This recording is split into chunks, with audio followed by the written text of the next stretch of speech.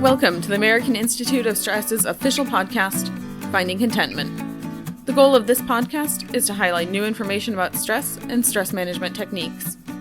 While we understand that stress is a very personalized issue and different for everyone, we hope to help you find your own way to contentment.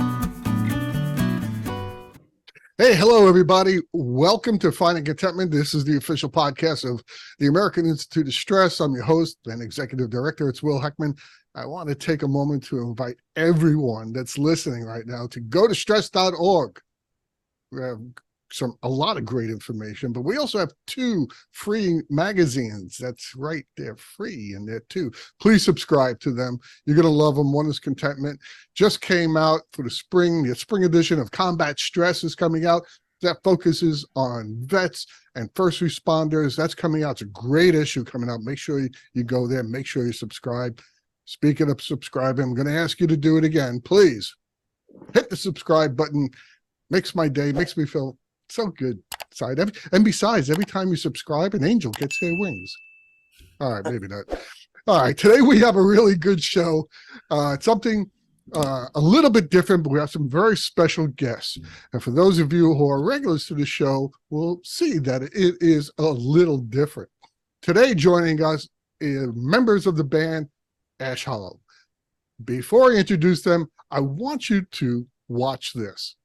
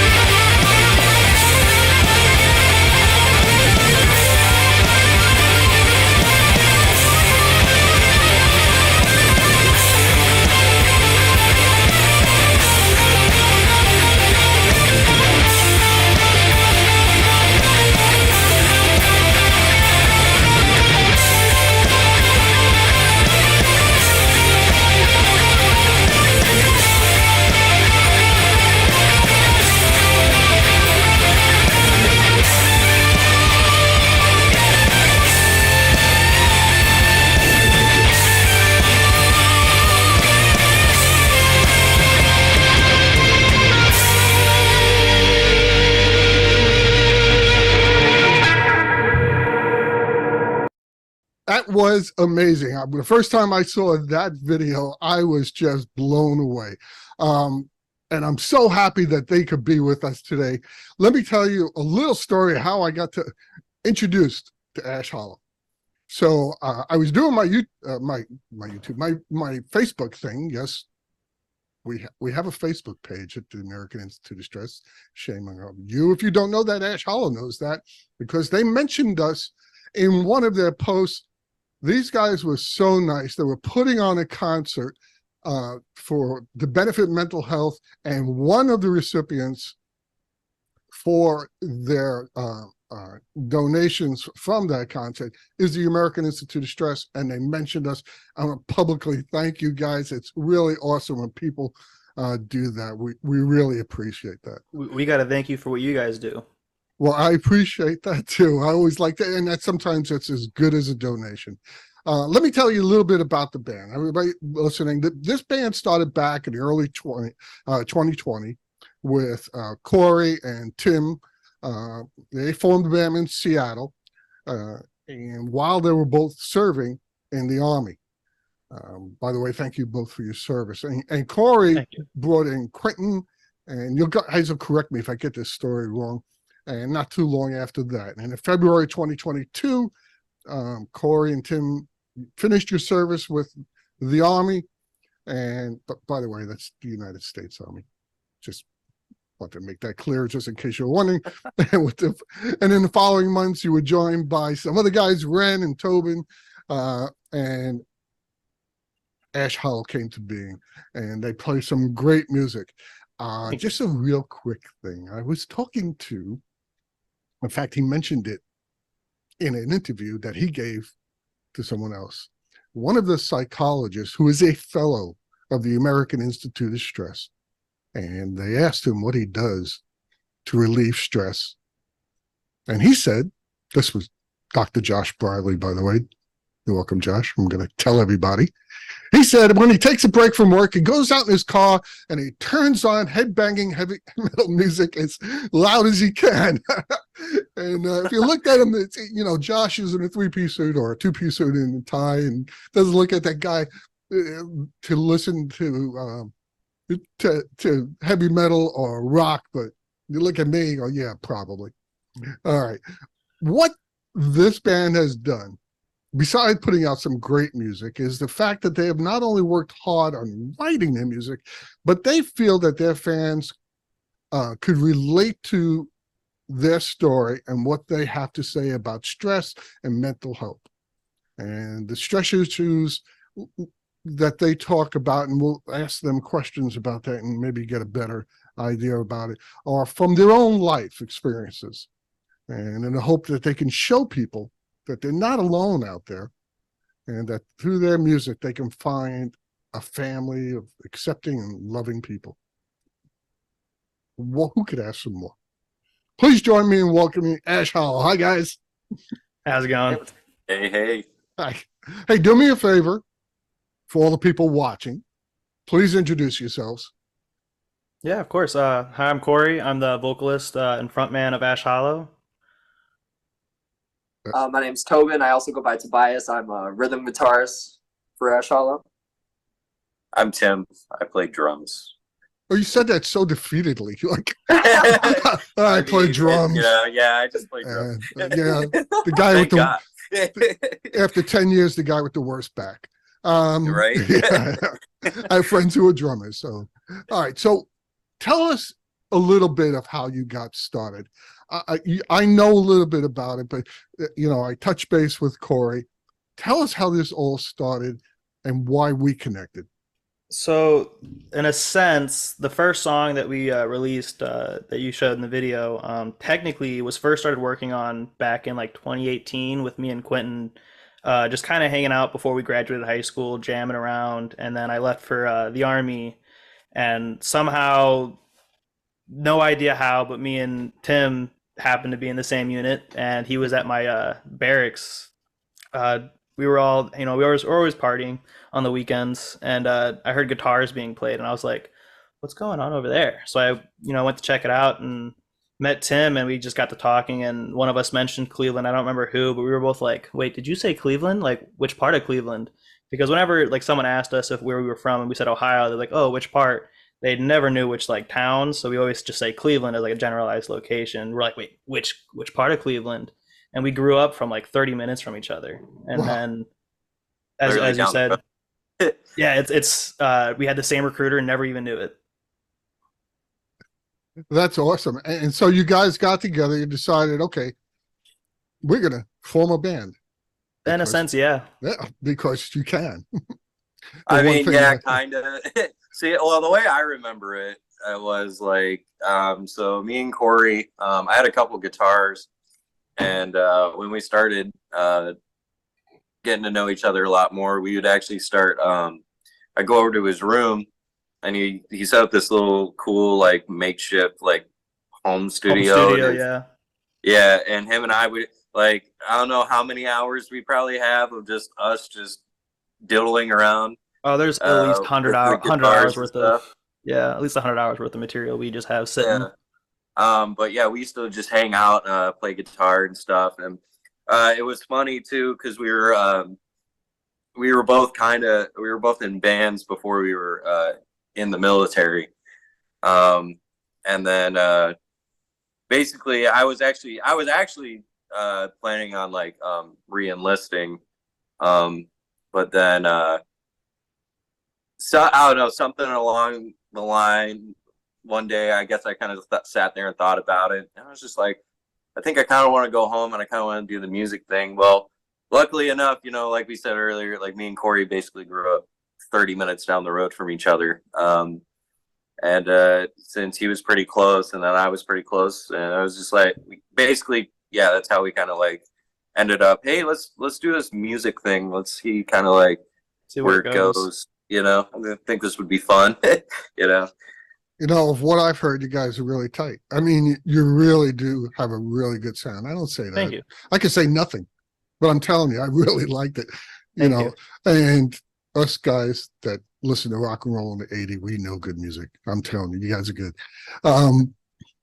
The one thing I want to talk to you about, because this is a show about stress, is you guys have focused a lot of attention on mental health, including the stress of military service, something that is near and dear to our hearts because we deal with a lot of veteran organizations.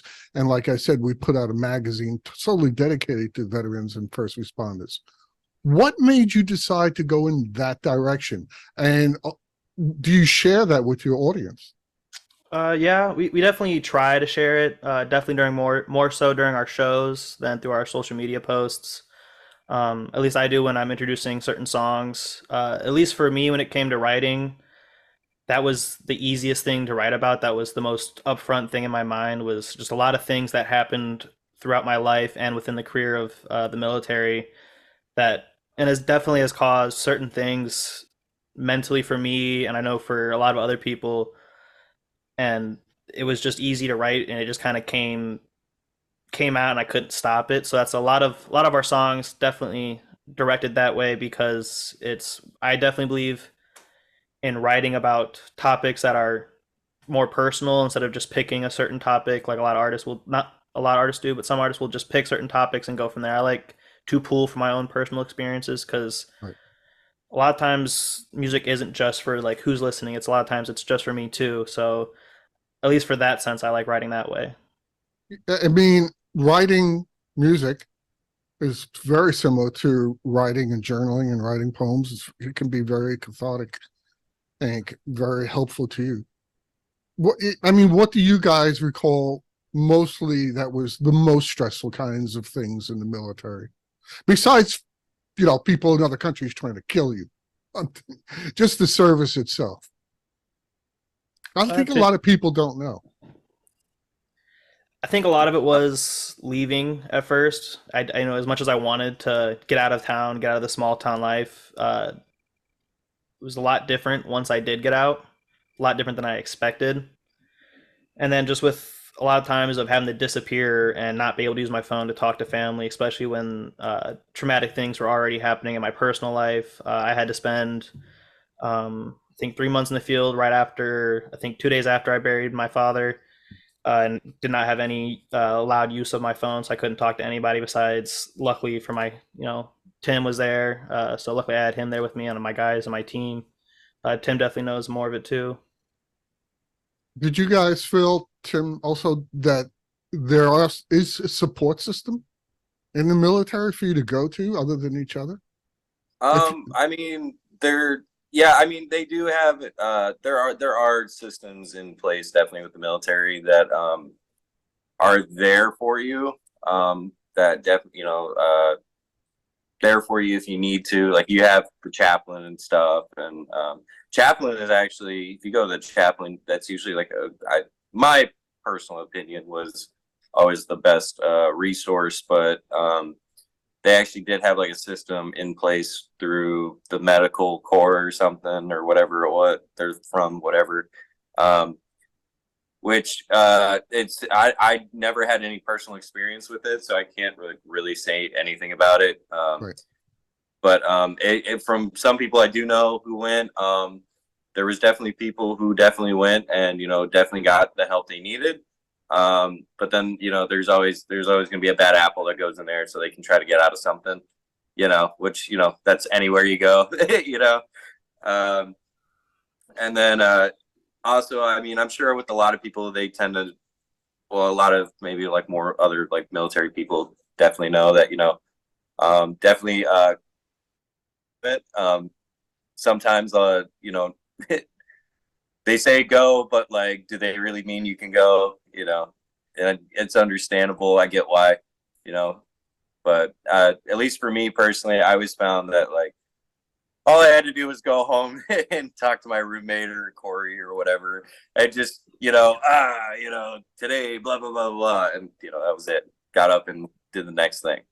It's definitely the hardest part about getting out too, is not having those guys anymore. In a sense, leaving them. You lived with these dudes for so long and went through so much crap together, and then getting out and you're like, yeah, I can call him, but like I used to see this dude every morning, and it's definitely a weird thing to realize once you get out too. That causes a lot of different feelings and emotions I wasn't ready for.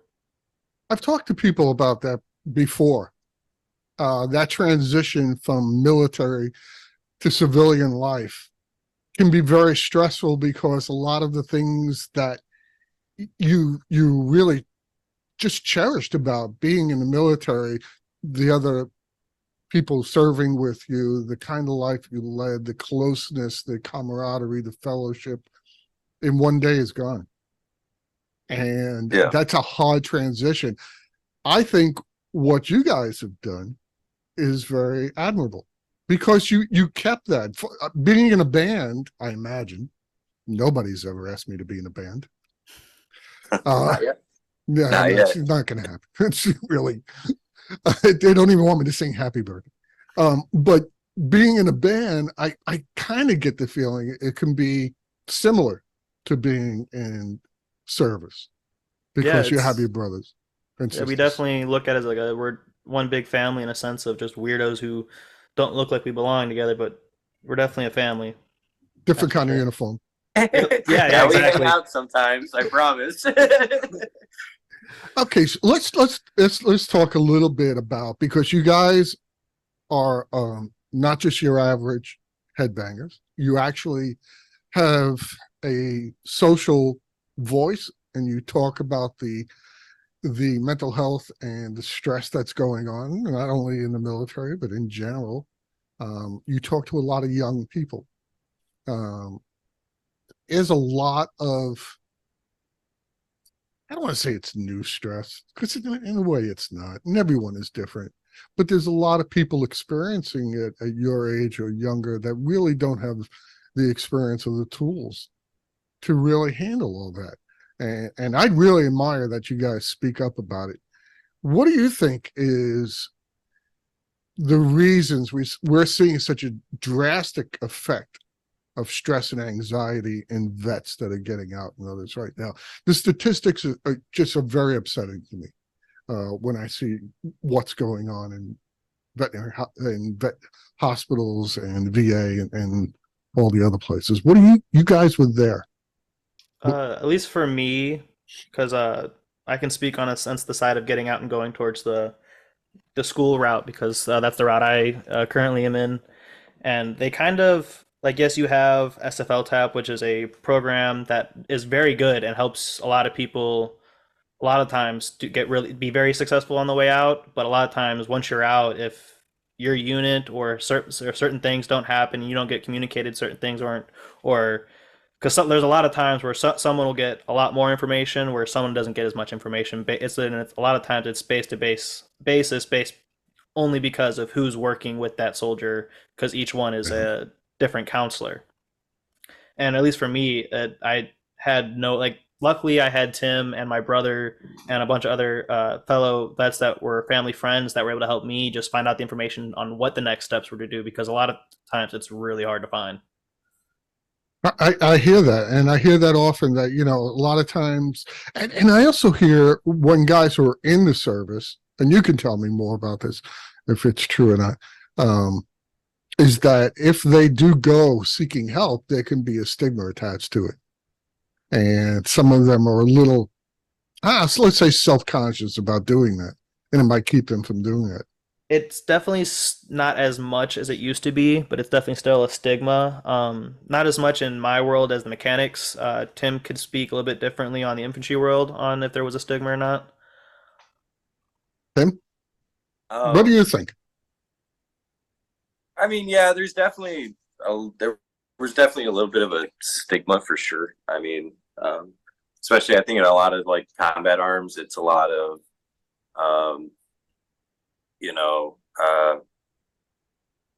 you're supposed to be big and bad, you're the, toughest dude on the block. Like, you don't let nobody, Right. And, I get it, and yeah, I think there's a lot of stigma with that too. Cause like, you don't want to go get this help because you don't want to be seen as weak, because, you're, basically, you have this thought process of biggest guy on the block, you got, you don't got a chip on your shoulder, like nobody messes with you, stuff like that. So yeah, there definitely is a little bit of that stigma there. But one thing I've realized too, at least from being out, was that it's okay to, it's definitely okay to talk about it. I've had some other buddies who are off in different places, or they got out or whatever, and we finally, we started talking about that, talking about stuff, and we never talked about it when we were in. If we did, it was maybe just a little bit, but not much.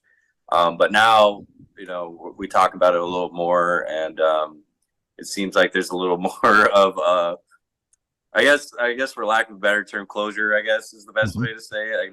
Can't really think of a better way to explain it, but basically, we can, I feel a little more comfortable talking about certain things with some of the guys that I was with and stuff like that. So makes it a little better. And then I also, on like social media too, like there's this one page I would follow really closely. It's called like Blaze Forward or something.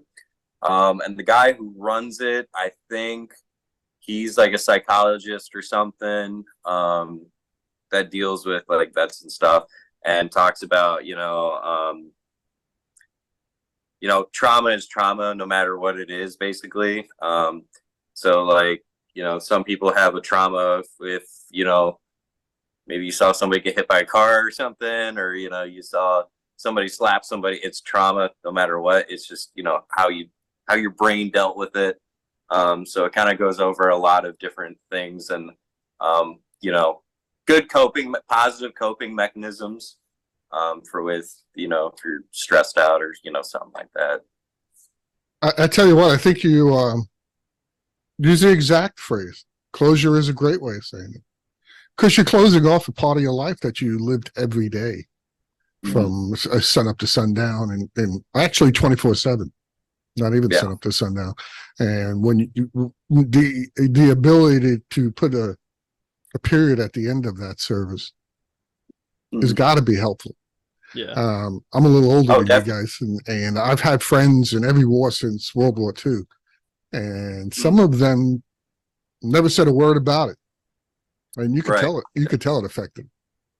So I applaud your generation being more open about talking about mental health and going about doing it.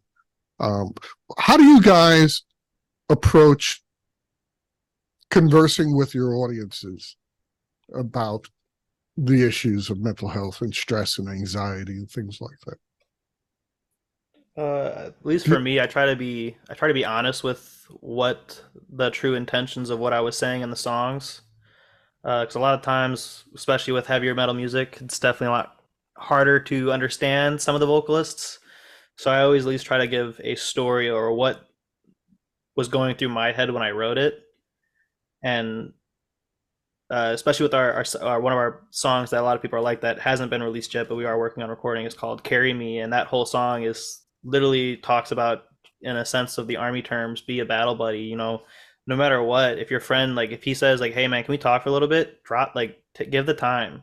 It's like, I'll, like, no matter what, I'm gonna carry you, and that's, in a sense, a lot of our songs is a lot of ways of how we helps us be able to talk about it, because in a sense that's what the song's about already. And do you take a moment, like, hey, this song is about this, and talk to the audience about it? That's awesome. That's awesome. It really is. I mean, I'm not just saying that. It really is. It shows a lot of caring about not only what you do, but the people who are your fans. Let me ask Toby a question, because you've been quiet, dude. Never said a word. I ain't letting you out, man. I didn't want to. That's all right. I ain't letting you out. That's all good, man. Yeah, you don't skate, buddy. But I'm going to ask you a general question. Okay. Because it's hard sometimes for guys my age to really put their finger, even though this is what I do day in and day out, talk to people about their stress, about their anxiety, about what they're going through. Tell me, guys your age, the top 3 things that they're stressing about right now. And it's just an opinion. It's not a test. Yeah.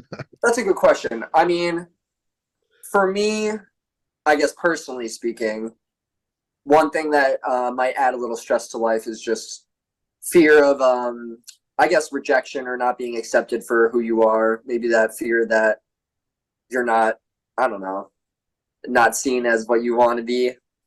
That might be a part of it, especially in today's age with like social media and stuff.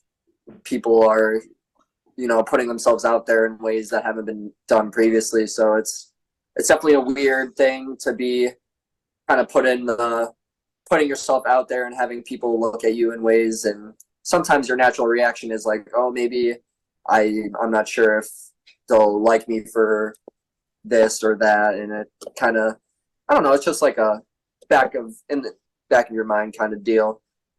And then, I don't know, other stresses. Let me think. Probably. Well, you're a musician, dude. You got to be worried about money. I'm just saying. I mean, who isn't nowadays, right? Yeah, that's always a concern, at least speaking for myself, I'm sure a lot of people in the band would agree. We would probably, prefer to make our living through music, but it's a grind in the beginning, but there's still hope that one day, that'll be able to be achieved. And yeah. All right. Well, thank you. Yeah. What, I mean, is there a third? If you would, there's something. Man, I was really stressed out today. What was it about?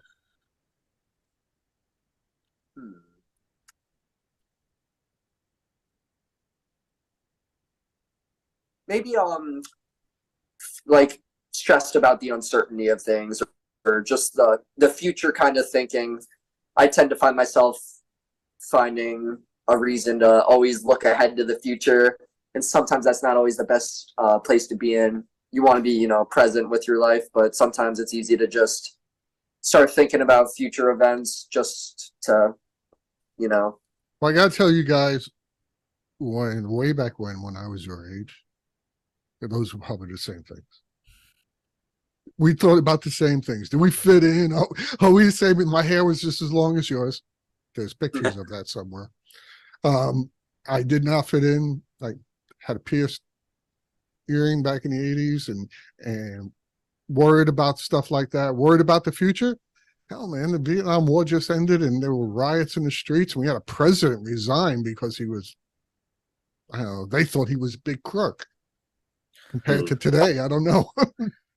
So that's one of the reasons I asked, because I have conversations. My daughter is probably just a little younger than you guys.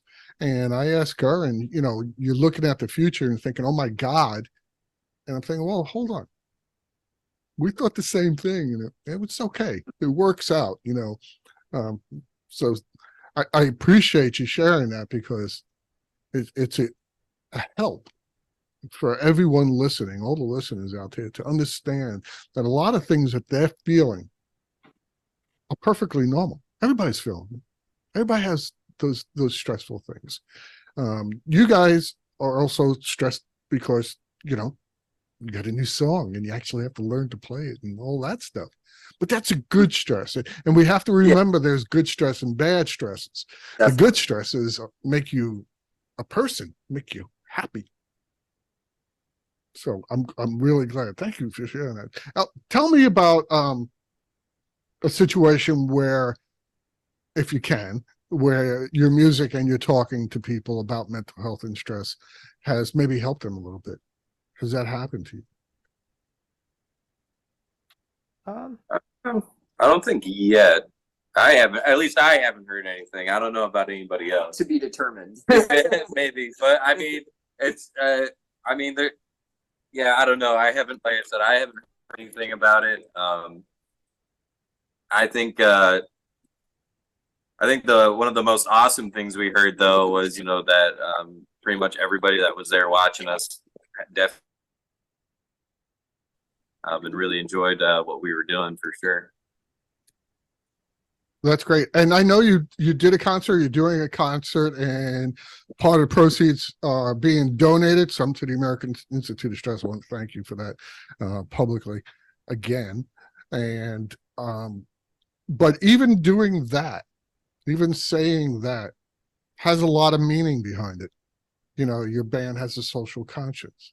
That there's I hung out with a lot of musicians in my day. Not all of them are created equal. Not all of them have a social conscience. So, I applaud that. I really appreciate that.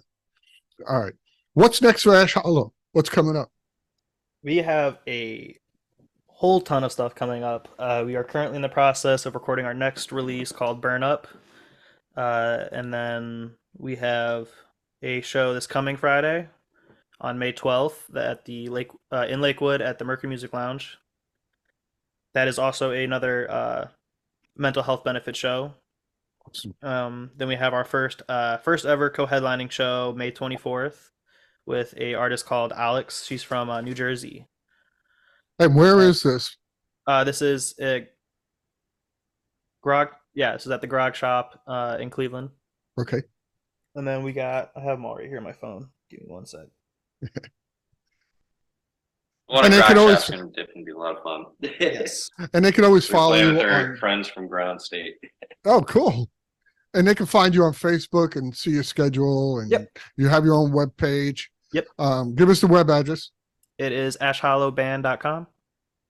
I think you all can remember that. I'm going to put it down at the bottom of the screen so you guys can follow Ash Hollow. I really enjoyed your music. Thank you. I'll be honest, I don't like a whole lot of new music, but I really liked yours. Thank Then you. again, I liked the Ramones when they came out. So I was alone. I love it. I did. I was from Brooklyn, and I'm a biker, so so I really enjoyed your music. I really want to say how much I appreciate you guys and your focus on mental health and your at least attempting to make people aware of it, make people aware of what it was like in the service and getting out and that transition.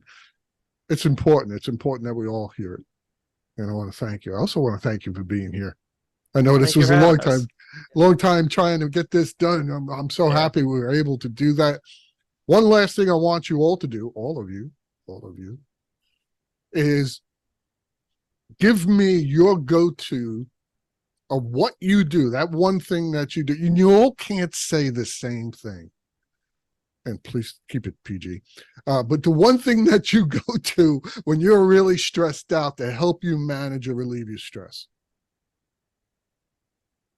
My go-to for sure is definitely writing something, just sitting down, writing either poetry. I listen to like it's definitely writing, but what helps is listening to like blues music. I listen to blues and also sit there and write whatever comes to mind. I took a big note from comedian Joe Rogan that when he writes his jokes, he picks a topic and he'll just write an essay in a sense, and whatever comes to his head, he just writes it down. And I've taken that in a lot of what I do. It doesn't matter what kind of style or what I'm trying to do with it. It's just if I got something I need to stress out about or get through process, I'll sit down and just start writing. Awesome. What about you guys? What's the one thing you do when feeling really stressed out? I personally eat a bowl of ice Go, cream. man. That's really I bad. gotta still think about this one. Well, because that usually does help one way or another, like writing lyrics, playing guitar, singing or whatever. That always usually seems to elevate my mood. But taking it aside from music, just like journaling in general has helped me a lot lately. Just kind of, at least the way I look at it, just writing out my thoughts and writing out like how I'm feeling about certain situations or what have you. It helps me kind of not like overthink and overanalyze, and it helps just kind of put all my thoughts on paper so I'm not just constantly being consumed by them in a sense. Awesome. We're a big believer in journaling and writing. So, all right, your turn, buddy. Oh man, No pressure. Oh, No pressure now. Come on, you're a drummer. You beat on things. I mean, I mean, right? Mormon. by the way, the president of the American Institute of Stress, Dr. Dan Kirsch, I've seen him play the drums. He used to play the drums. But anyway, I just thought I'd throw that in there. That's cool. It is. No, He is cool.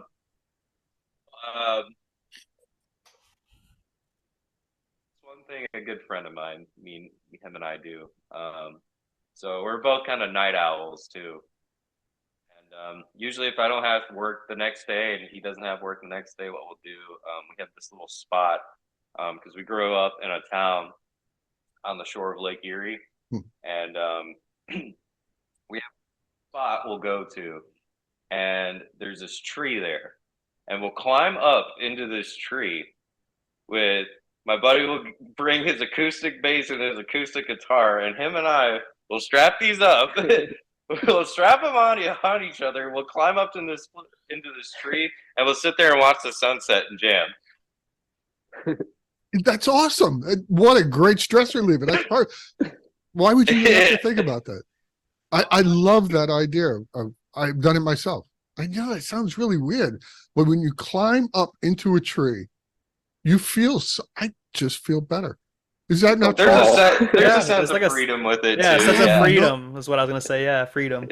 It's really strange. Guys, thank you so much for doing this. If you're listening to this show, join their Facebook page, get to know them. If you're in the town, go to see them, listen to their message. We want to thank you guys for all you do. Thank you for having us. Yeah, thanks. Thank you.